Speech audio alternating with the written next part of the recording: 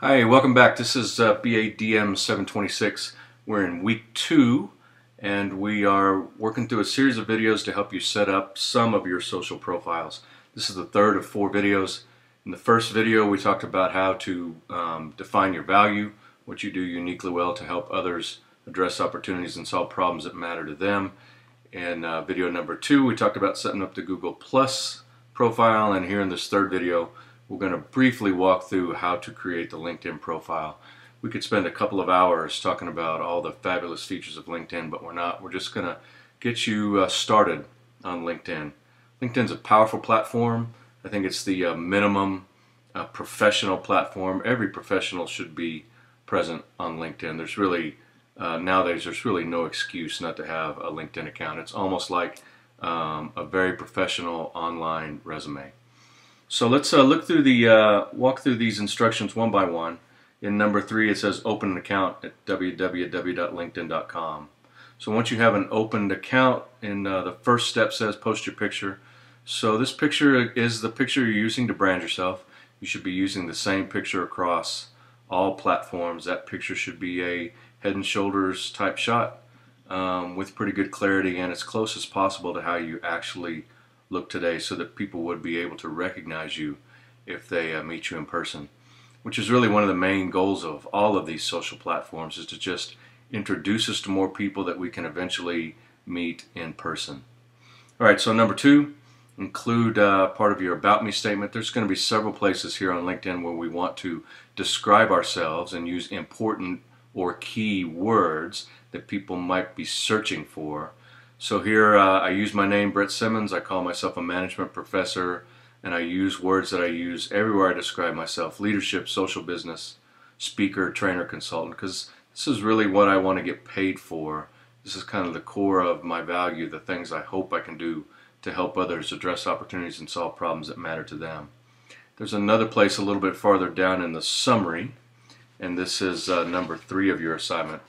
In this background section of the summary, again, another place where I can, here I've included my purpose statement, which is really summarizing for me my value statement that I talked about earlier. Speak and train passionately about, there we go again, leadership, followership, social media for business.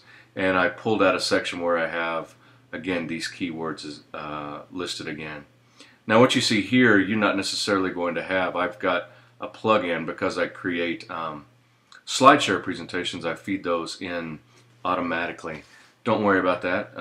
You're not going to have those, but if you do, feel free to feed them in. Go down a little bit farther, and in your experience, this is where you're going to begin to load part of your resume. Now LinkedIn is going to ask you, do you want to just automatically upload a resume, and you don't, because if you do, it will suck in everything: address, phone number, all of that type of stuff. So you want to manually create this resume in the experience section. So start with your relevant jobs, and you don't need to list every job you've done, but make sure you list the relevant ones. For me, I've got 4 relevant ones, and try to be brief. Don't write a book, leave a lot of white spaces.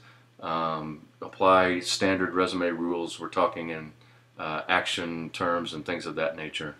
So be brief about what you have done. So I've been an associate professor of management.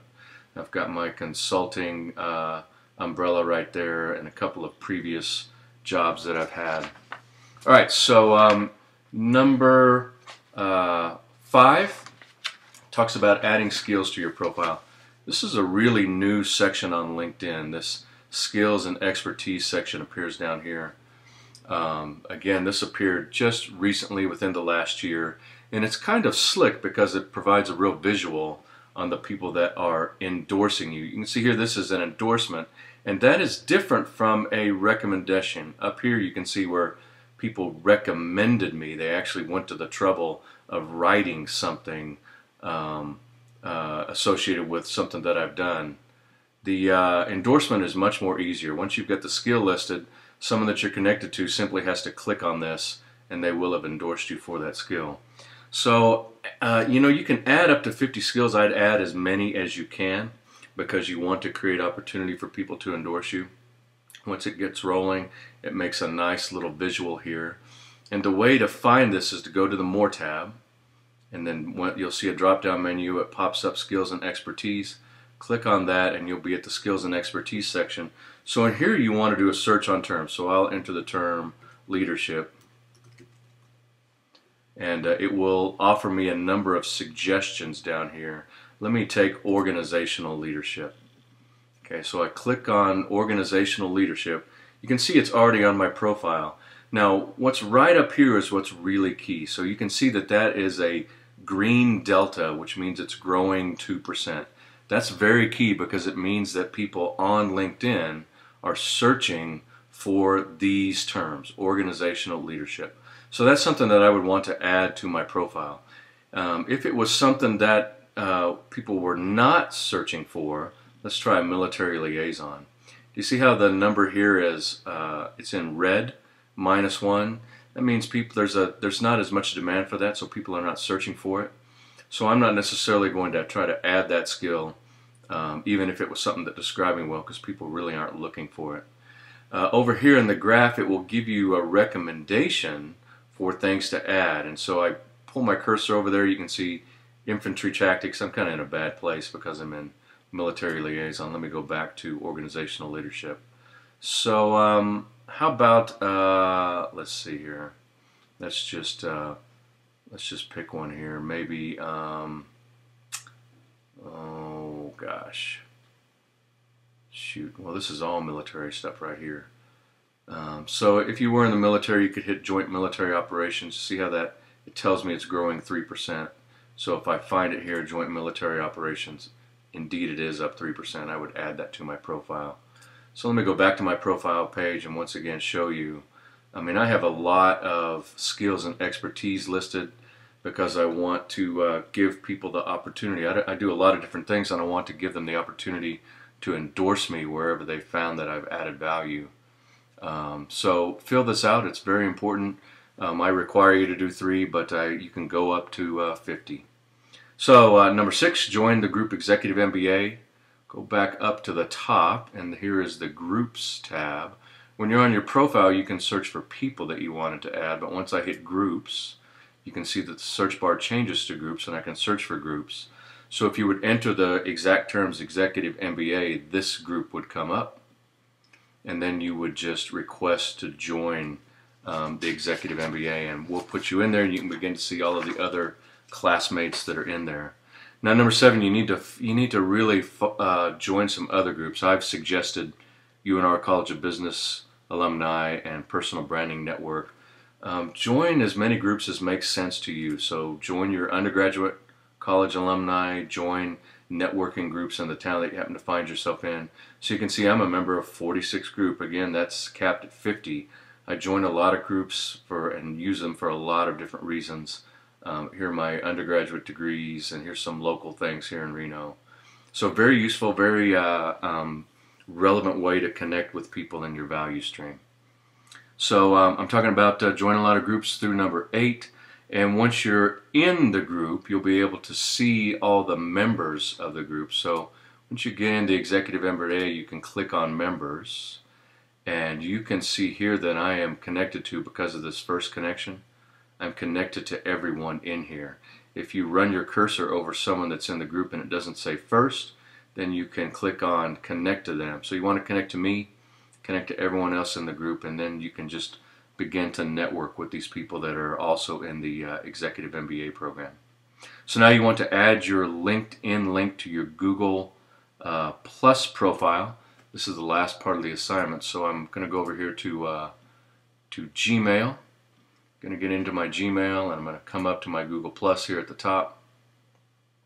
Come back down to my profile page. And once again, I come over to the About Me section and scroll down, and this is again the reason why I love Google Plus so much. Right here in the links section, I have the opportunity to link all of my social platforms. This is real easy to edit, so click on the edit at the bottom. The links come up and you can click on here, add a custom link. You would label it maybe LinkedIn, and then you just copy and paste the URL from your LinkedIn over here.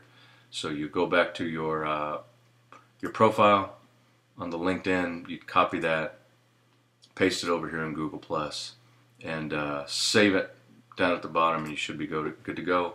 You want to make sure that you test that link as well. So I'm going to test. I've got LinkedIn here. Let me click on that and see what happens when I click on it. Sure enough, it takes me over to my LinkedIn profile. Alright, so that's all the instructions I have on how to set up LinkedIn. We went through that really fast. It's a very powerful platform with a lot of flexibility that you can explore. You want to list your education, of course, and then down at the bottom there's a place for recommendations. Recommendations are very powerful. I would recommend that you get some, and really the best way to get recommendations is to give them, not to ask for them. If you know someone that you really respect and you'd like a recommendation from them, well, go to their LinkedIn profile and provide a recommendation to them. And then when they come back and thank you for that recommendation, you then might be able to say, hey, no worries, I really meant it, really appreciated the opportunity to endorse you. If you're so moved and you have the opportunity, please feel free to recommend me as well. Alright, so that's LinkedIn. Once again, if you have any questions, send me an email, give me a call, find me in one of these social platforms, or just Google your question and you'll probably find an answer. Alright, have a nice day.